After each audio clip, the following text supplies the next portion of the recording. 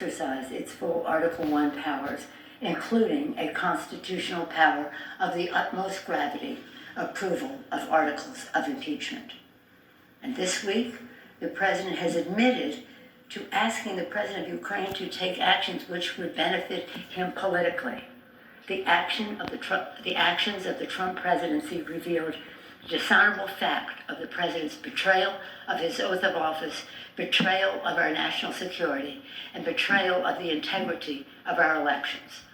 Therefore, today, I'm announcing the House of Representatives moving forward with an official impeachment inquiry. I'm directing our 6 committees to proceed with their investigations under that umbrella of impeachment inquiry. The President must be held accountable. No one is above the law.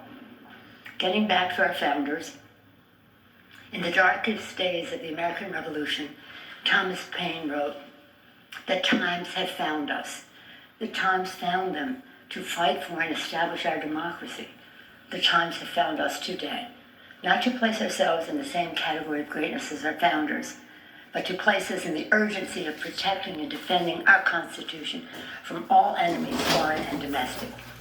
In the words of Ben Franklin, to keep our republic.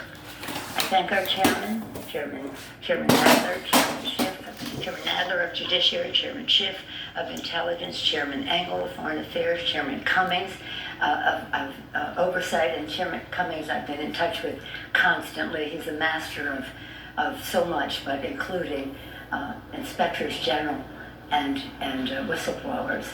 Congresswoman Richie Neal of the Ways and Means Committee, Congresswoman Maxine Waters of the Financial Services Committee.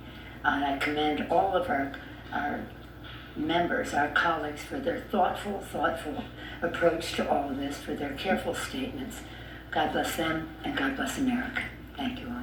Madam Speaker, never before has the President been convicted by the Senate. What does this accomplish if the Senate doesn't? Speaker Pelosi taking no questions, a brief statement, but a bombshell that the Democrats are opening an official impeachment inquiry. I want to bring in Hallie Jackson in a moment to get the White House view, but let me quickly go back out to Jeff Bennett, because Jeff, what does this mean now in terms of the steps that happen from this point on?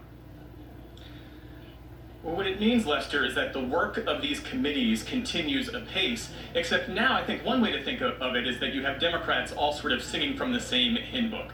You have the House leadership, chief among them, Nancy Pelosi now, embracing their work under the umbrella of an impeachment inquiry. And the reason why this matters because the thinking is it could help unlock some of the underlying evidence that Democrats have been trying to get related to the Mueller report, and even as it might pertain to this whistleblower complaint. Now, some of this has to be tested in the courts, but the thinking is that now that they are working within the framework of an impeachment inquiry, they can point to a different level of need, a different level of urgency when they go to the courts. The other part of this that's important is that Nancy Pelosi has talked before, Speaker Pelosi has talked before about building the case, trying to bring the public along, trying to convince the public of what Democrats see as the full picture of his abuses of power and corruption in office. And these impeachment proceedings, it's a different level of investigative work. The way the hearings are conducted just looks different. And the thinking is that will help move the needle in a way that hasn't happened so far in some of the investigative work that these Democrats